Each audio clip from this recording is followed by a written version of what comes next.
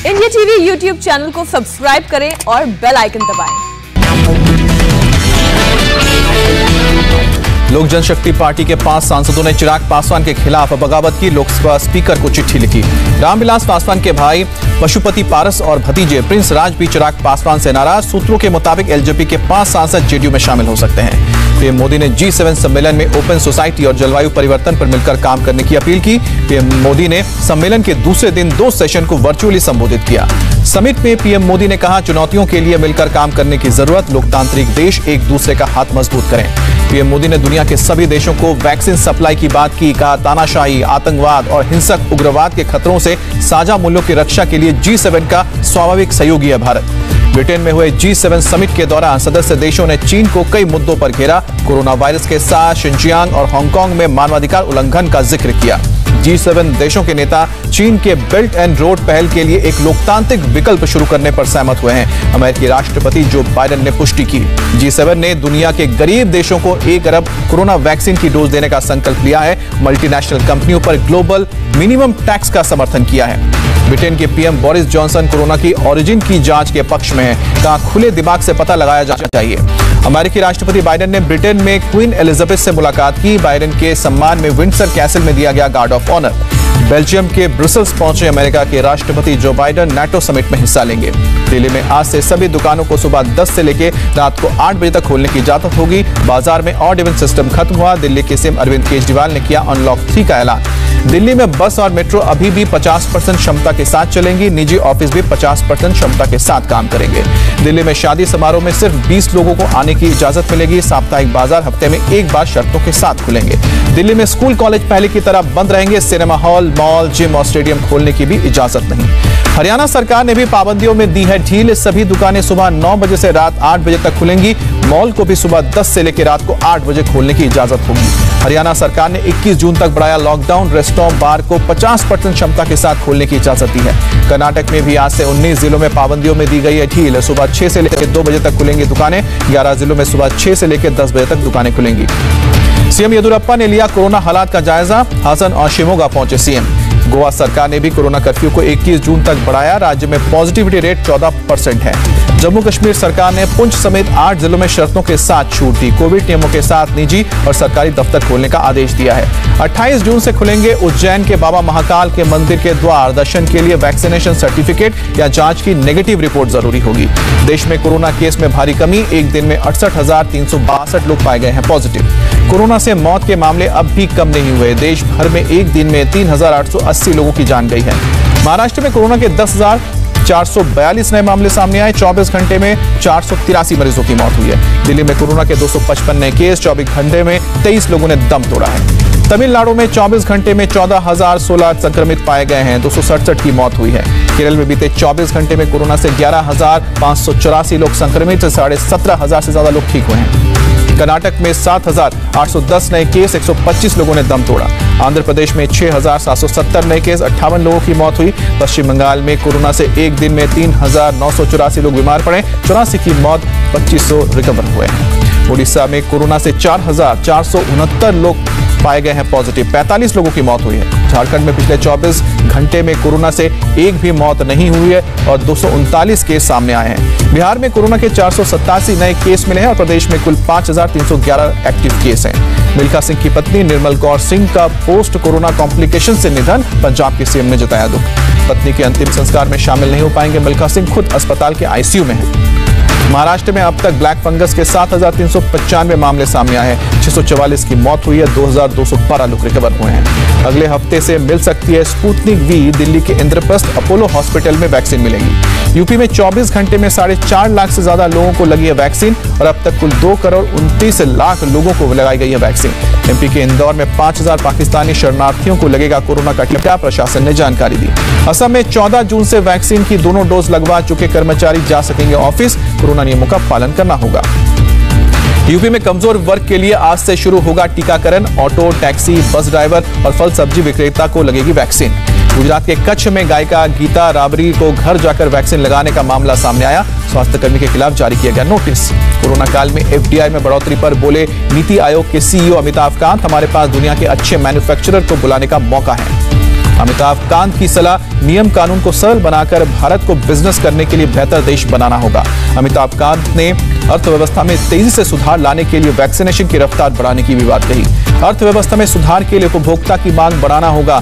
Free ration योजना से अर्थव्यवस्था में आएगी सुधार। देश के अलग अलग राज्यों में अब तक 421 ऑक्सीजन एक्सप्रेस पहुंची। 30,122 मेगा मीट्रिक टन ऑक्सीजन भी पहुंचाई गई। केंद्रीय मंत्री धर्मेंद्र प्रधान ने दिल्ली के महाराजा अग्रसेन अस्पताल में ऑक्सीजन प्लांट का उद्घाटन किया। पंजाब के लुधियाना में बच्चों ने 750 पौधे लगाकर बनाया माइक्रो ऑक्सीजन चैम्बर का। कोरोना ने समझाया ऑक्सीजन का महत्व क्या है।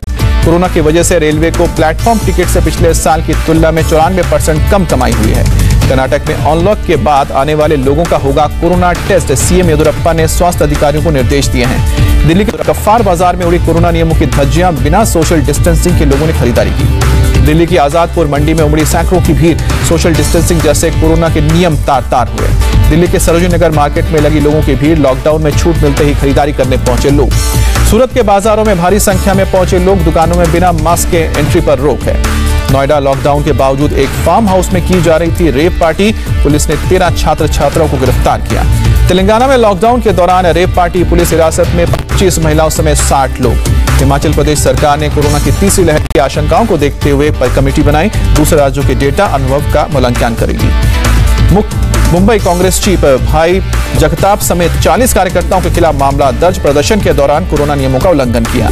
जोधपुर के श्रवण मेघवाल ने कोरोना को लेकर संदेश वाली डिजाइन चारपाई उकेरी। लिखा, देश जीतेगा, कोरोना हारेगा। रूस में पिछले 24 घंटे में कोरोना के 13,510 नए केस सामने आए। 15 फरवरी के बाद अब तक सबसे ज्यादा केसेस। बुधवार को कर्नाटक बीजेपी इंचार्ज अरुण सिंह कर्नाटक दौरे पर जाएंगे। बीजेपी के नाखुश नेताओं से बातचीत होगी। अरुण सिंह ने कर्नाटक कांग्रेस पर साजिश करने का आरोप लगाया। कहा, अपने नेताओं से बात कर समस्याओं का समाधान करें।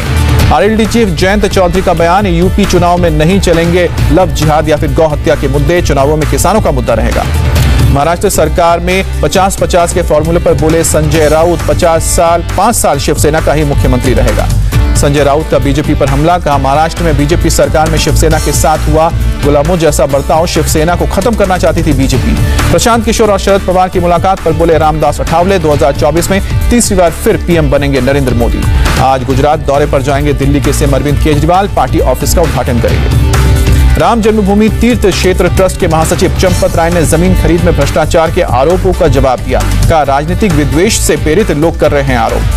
समाजवादी पार्टी के नेता तेज नारायण पांडे पवन और आप के नेता संजय सिंह ने जमीन खरीद में लगाया भ्रष्टाचार के आरोप। सीबीआई और ईडी से जांच कराने की मांग की है। अयोध्या राम मंदिर निर्माण को लेकर चल रही बैठक का आज दूसरा दिन। राम जन्मभूमि तीर्थ क्षेत्र ट्रस्ट के पदाधिकारी, सदस्य समेत मंदिर बनाने से जुड़े एक्सपर्ट भी शामिल होंगे। 4 धाम देवस्थानम प्रबंधन बोर्ड को भंग करने की मांग को लेकर मौन धरने पर बैठे पुजारी। धरने का आज चौथा दिन। रक्षा मंत्री राजनाथ सिंह 499 करोड़ रुपए के बजट को मंजूरी दी। अगले 5 साल तक रक्षा क्षेत्र में रिसर्च और नवाचार पर होगा खर्च। धारा 370 को लेकर कांग्रेस की चुप्पी पर बीजेपी का हमला। केंद्रीय मंत्री रविशंकर प्रसाद ने पूछा, क्या कांग्रेस धारा 370 की बहाली चाहती है, जिसका इशारा दिग्विजय सिंह ने किया। केंद्रीय गृह राज्य मंत्री जी किशन रेड्डी का जम्मू कश्मीर को लेकर बयान। का घुसपैठ, बम धमाके जैसे मामलों में कमी आई है। तेल के बढ़ते दामों पर बोले धर्मेंद्र प्रधान, सरकार वैक्सीन पर खर्च कर रही है 35,000 करोड़। टैक्स के पैसों को लोक कल्याण कार्यों में के लिए बचाया जा रहा है। केंद्रीय मंत्री धर्मेंद्र प्रधान का राहुल गांधी से सवाल। पूछा, कांग्रेस शासित राज्यों में पेट्रोल डीजल इतने महंगे क्यों हैं। पेट्रोल डीजल के बढ़ते दामों पर मायावती का ट्वीट। कहा, महंगाई को लेकर लोगों में आक्रोश, महंगाई कम करने पर ध्यान दे सरकार। पीएम मोदी ने दी इंदिरा हृदय को श्रद्धांजलि। कहा, सामुदायिक सेवा प्रयासों से सबसे आगे थी इंदिरा। दिल्ली में अगले 48 घंटे में दस्तक देगा मानसून। रविवार को सामान्य से 4 डिग्री कम रहेगा तापमान। यूपी के कई हिस्सों में लगातार बारिश से हुआ जलभराव। अगले 4 दिन तक बारिश का अलर्ट। कोची के कुछ हिस्सों में हुई बारिश। अगले 4 दिन तक हल्की बारिश और तूफान की आशंका। मुंबई के घाटकोपर की एक सोसाइटी में गड्ढे में गिरी कार को निकाला गया। पार्किंग के फर्श में गड्ढा होने से धंस गई थी कार। मुंबई के घाटकोपर की राम निवास सोसाइटी से आया था चौंकाने वाला वीडियो। देखते ही देखते जमीन के अंदर धंसी थी कार। महाराष्ट्र के नांदेड़ में पानी के तेज बहाव के चलते बिगड़ा बुजुर्ग का संतुलन। पानी में बहने से मौत हुई।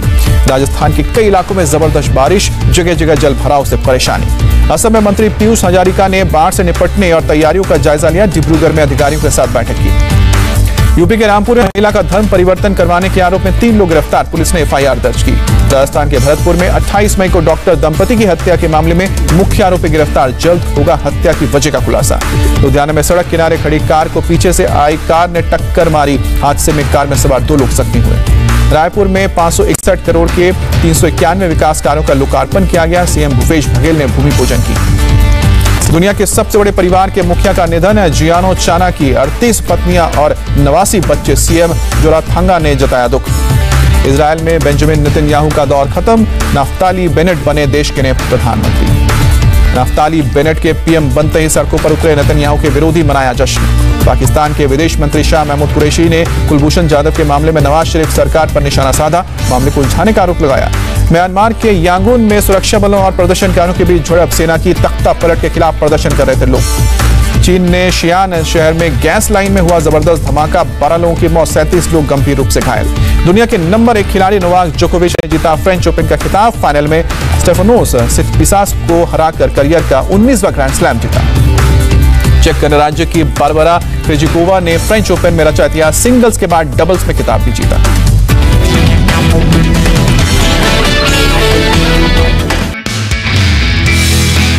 नमस्ते, मैं हूं मीनाक्षी जोशी। वीडियो और खबरों से अपडेट रहने के लिए India TV YouTube channel subscribe करें, बेल आइकन